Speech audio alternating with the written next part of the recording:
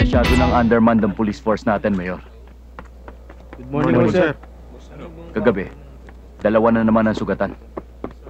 Nag-request na ako sa Provincial PNP na mag-assign ng kapalit sa mga pulis natin. Ngunit wala pa aksyon. Mahirap ang lagay natin, Mayor. Pareho kasi tayong bago sa posisyon. Kaya hindi tayo masyadong pinapansin. Ang hirap nito, baka mapansin ng kalaban natin na humihin ang pwesto natin dito. Siguradong babrasuhin tayo ng mga yon. Mayor, kung hindi dahil sa isang taong yon, nalagasan na tayo. Hindi tayo pwede mag-appoint na lang ng pulis sa sitwasyon natin ngayon. Pero, Mayor, pwede tayong kumuha ng sarili nating civilian agent. Civilian agent?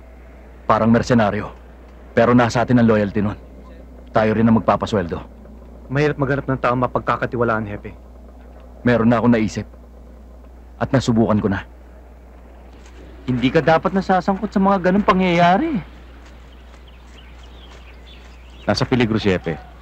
Hindi pwedeng hindi ko siya tulungan. Ay, insan, kilala kita, ganyan ka. Makatulong ka lang sa iba eh. Kahit sarili mo, hindi mo na iniisip eh. Lalo na kung buhay ang nakataya.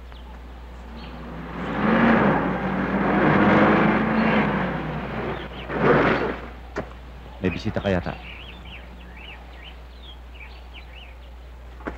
Si Hepe. Nabuko na yata ako. Dadamputin na ako niyan.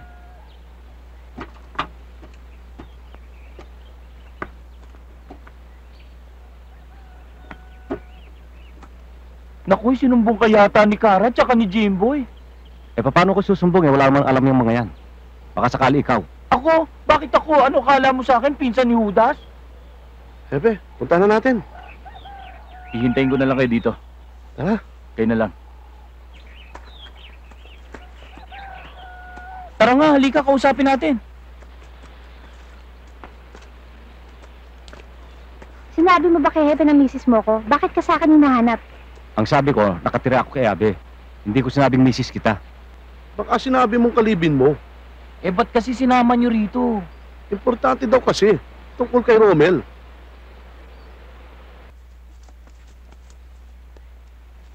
Diyan lang kayo.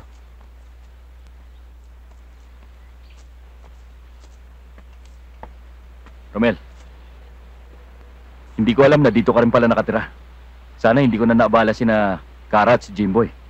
Sana Hepe, pinatawag niyo na lang ako. Nagkausap kami ni Mayor at sinabi sa akin kumuha ng mga bagong pulis. At naisip ko, pwede ka ng isa doon. Baka hindi ako pwede dyan. Wala akong qualification eh. Eh di civilian agent. Pwede kitang gawing civilian agent ko. Pag-iisipan ko. Babalik na ako sa bayan. Pero kailangan ko kaagad ng sagot mo.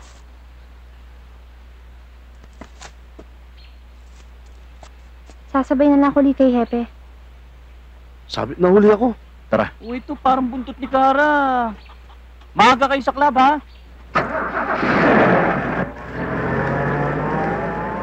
O, ano sabi ni Hepe? Kinukuha akong civilian agent eh. Civilian agent? Aba, pambihira din naman, ano? Yung, takas magiging alalay ni Hepe. Yung nagtatago sa batas, magiging alagad ng batas.